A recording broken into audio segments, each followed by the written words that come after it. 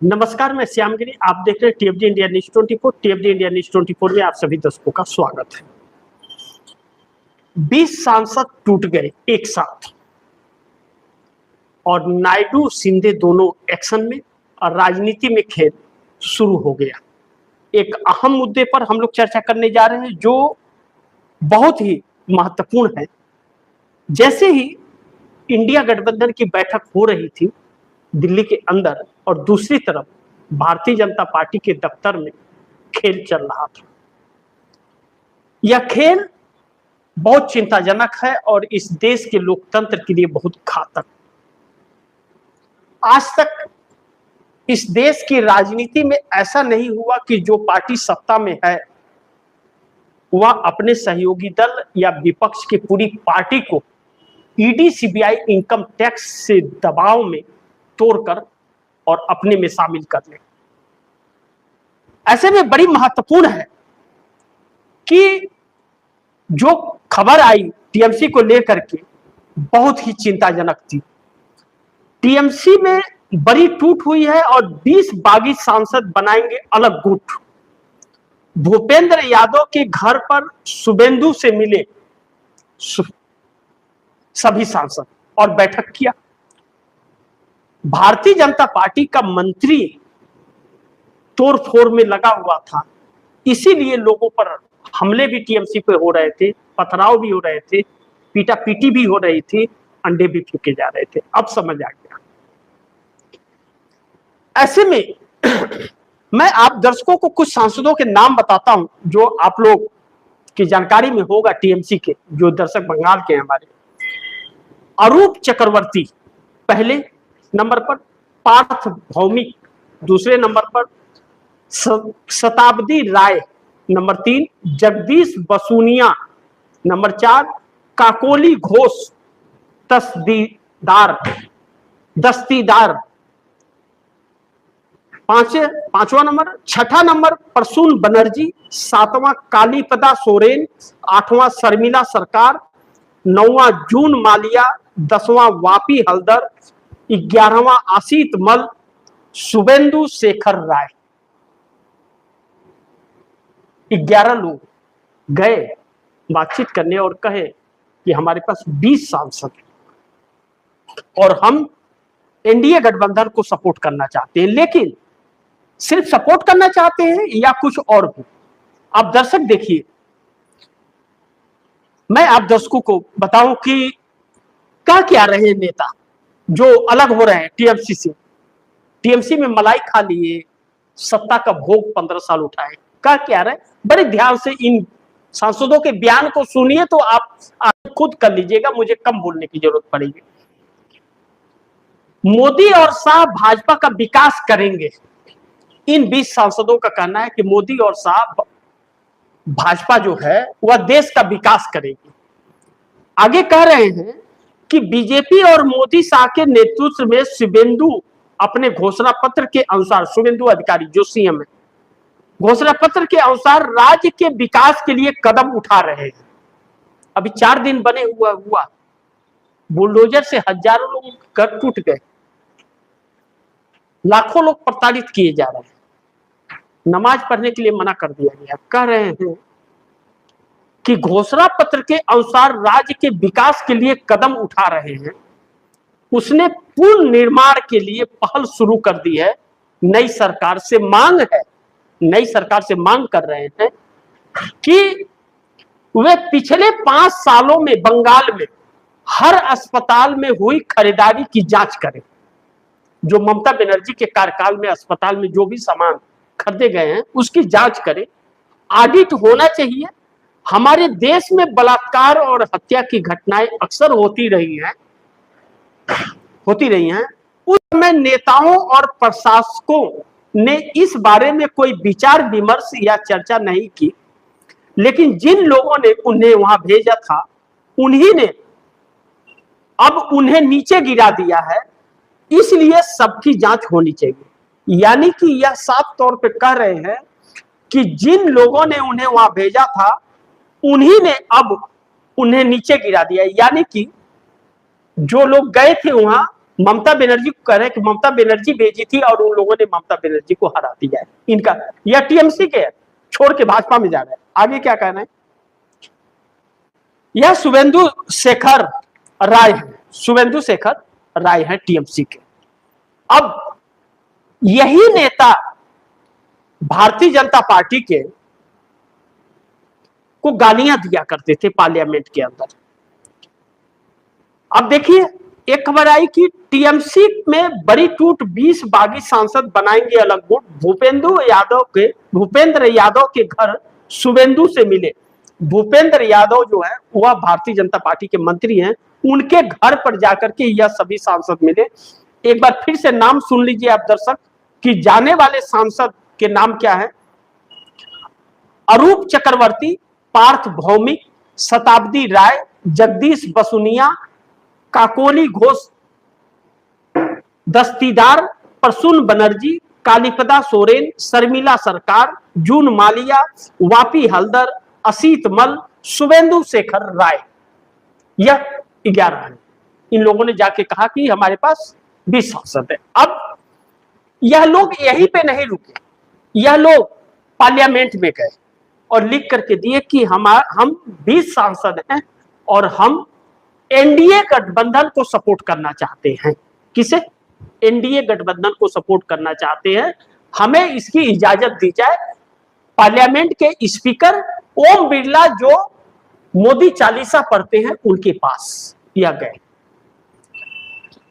अब यह टीएमसी के 20 सांसद टूटने के बाद अभी उस वक्त इंडिया गठबंधन की बैठक चल रही थी, एजेंडे सेट हो रहे थे, 5 एजेंडे सेट हुए।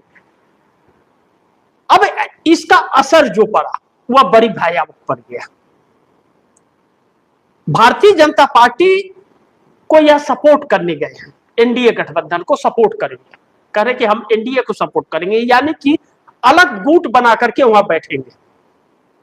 तो 60 विधायक अलग हुए हैं, वह भी गुट बना लिए हैं, यह भी गुट बना लिए, यानी कि पूरी पार्टी के ऊपर भारतीय जनता पार्टी ने ईडी, सीबीआई, इनकम टैक्स लगा करके दबाव डाला। अब इसके रिएक्शन पे जाइए। इन 20 सांसदों के टूटते ही चंद्रबाबू नायडू और एकनाथ शिंदे वह एक्शन में आ गए और फैसला लेने के नजदीक पहुंच गए, बड़ा फैसला करने के नजदीक पहुंच गए।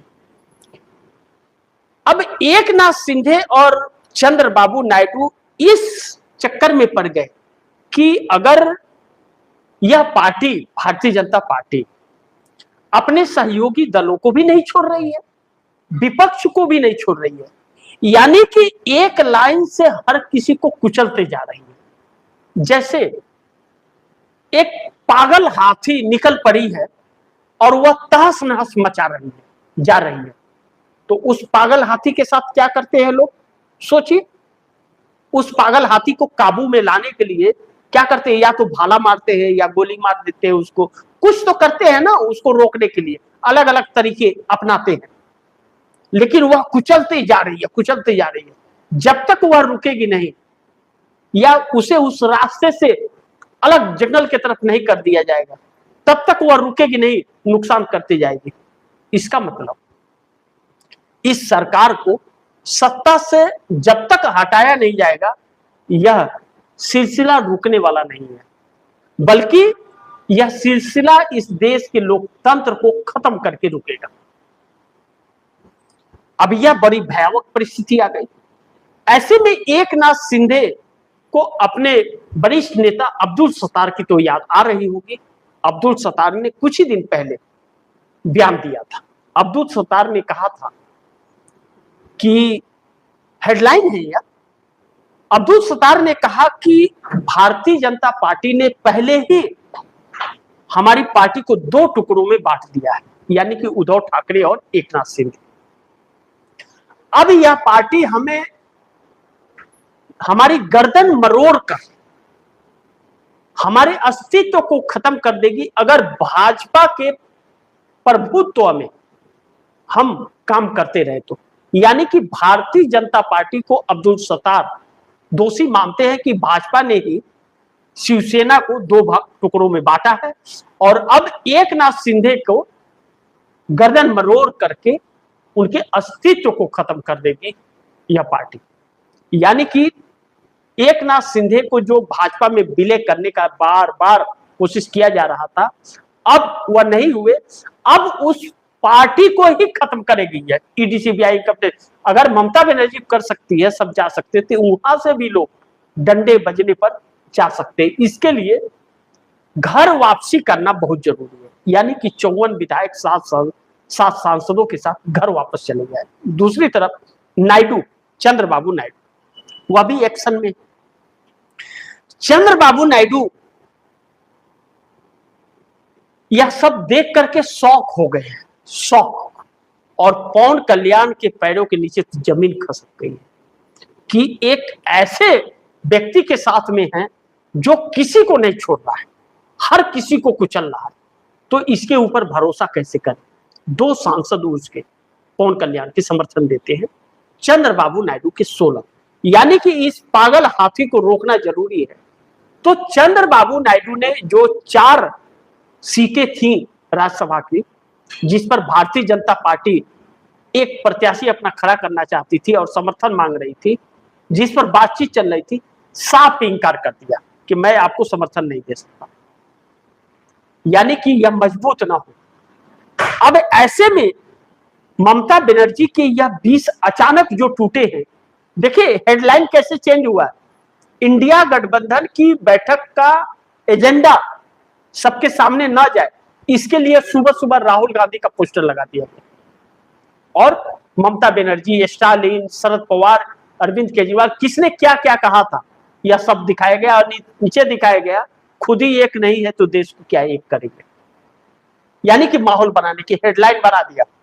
बाद में वो उतारी है, जबकि बगैर नगर निगम के और प्रशासन के सहमति का कोई लगा कैसे सकता है भाजपा के अलावा। दूसरी तरफ बैठक चल रही है, अब प्रेस कॉन्फ्रेंस होने वाला है, उसके पहले इन 20 सांसदों की लिस्ट पार्लियामेंट में पहुंच गई। हेडलाइन और डिबेट बदल गया, इंडिया गठबंधन से हट करके इधर चला गया। इंडिया गठबंधन ने 5 एजेंडे सेट किए, उसकी चर्चा ही खत्म हो गई, कहीं भी नहीं है। तो टीएमसी के यह जो लोग टूटे हैं या 5 साल के कार्यकाल पर आवाज उठा रहे, तो यही तो सरकार में थे, मुझे तो इन्हीं लोगों ने मारे। ममता बनर्जी तो अपनी सैलरी भी नहीं लेती थी, वो अपनी सैलरी नहीं लेती थी, ना तो वह किसी सरकारी सुविधा लेती थी, उनका तो 2 कमरे का पुश्तैदी मकान है, उसी में रहती हैं वह, उनके पुस्तक से उनके खर्चे आते हैं, जो पुस्तक लिखती है वह, उसी से खर्चे आते हैं ममता के। तो फिर ये ऐसा कैसे? ऐसे में जब चुनाव हराया गया है, या वह हारी हुई नहीं है, यह बात सत्य हो गई है अब, और हराया गया है, ऐसे में चंद्रबाबू नायडू को अब अपने 16 सांसदों को लेकर के और आंध्र प्रदेश सरकार को लेकर के चिंता सता रही है तो 2/3 बहुमत से, लेकिन 29 में चुनाव है, तो यह भाजपा उनको बकस देगी या एक नाथ शिंदे को बकस देगी, इस बात की क्या गारंटी है। तो चंद्रबाबू नायडू अब इस सरकार से पीछा छुड़ाने के लिए तैयार हो गए हैं, और एक नाथ शिंदे घर वापसी की तरफ रास्ते तलाश रहे हैं, यानी कि चंद्रबाबू नायडू, पवन कल्याण, एक नाथ शिंदे मिलकर के कभी भी इस सरकार से समर्थन वापस ले सकते हैं, क्योंकि यह घातक हो गई है। दूसरा, एनसीपी ने साफ तौर पर कह दिया कि हम एनडीए गठबंधन तोड़ देंगे अगर हमें वित्त मंत्रालय ने मिला, यानी वह अभी भी बार्गेनिंग के चक्कर में, लेकिन उसके पास एक ही सांसद है, कोई फर्क ही नहीं पड़ता, आए या ना आए कोई फर्क नहीं पड़ता उससे। लेकिन नीतीश कुमार के पार्टी के राष्ट्रीय कार्यकारी अध्यक्ष संजय झा के बयान में भारतीय जनता पार्टी के होश उड़ा दिए, अचानक पलटी मार दिया नीतीश ने, और कहा कि कांग्रेस से कोई शिकायत नहीं हुई, कांग्रेस ने कोई नुकसान नीतीश कुमार को कभी नहीं पहुंचाया, और नीतीश कुमार का कांग्रेस से कोई बैर रहा ही नहीं। ऐसे में 12 सांसद 20 आए, लेकिन मानसून सत्र में 38 सांसद इस गठबंधन का साथ छोड़ सकते हैं। 20 के चक्कर में 38 गवा बैठे मोदी। थोड़ा नजर रखिए, बहुत ही बड़ा टकराव चल रहा है। 20 सांसदों के टूटते चंद्रबाबू नायडू शिंदे ने जो फैसला लिया है, यह बड़ा फैसला है और दोनों एक्शन में भी दिख रहे हैं। यह राजनीति के अंदर नया खेल की शुरुआत है, नई खेल की शुरुआत है इस देश की राजनीति के अंदर। अब किसी भी पार्टी पर कोई भी कैसे भरोसा करेगा? जिसके पास सत्ता रहेगी, क्या वह हर किसी को तोड़ता पागल हाथी की तरह कुचलता जाएगा? तो फिर सत्तारूढ़ दल और विपक्ष दोनों एक ही रहेंगे। सत्तारूढ़ दल के ही साथ विपक्ष भी रहेगा तो देश के मुद्दे और देश की समस्याओं पर चर्चा कौन करेगा? इस देश की राजनीति को प्रधानमंत्री नरेंद्र दामोदर दास मोदी ने इतनी गंदी कर दी है कि बदबू आने लगी है। और कहते हैं जब पाप का घड़ा भर जाता है, छलकता है, तो महकता है, और जब सर के ऊपर पानी जाता है तो फूटता है। फिर वह इतना महकता है कि उसे साफ करना पड़ता है। यानी कि पूरी तरह से भाजपा साफ हो जाएगी, नामो निशान आने वाले वक्त में खत्म हो जाएगा।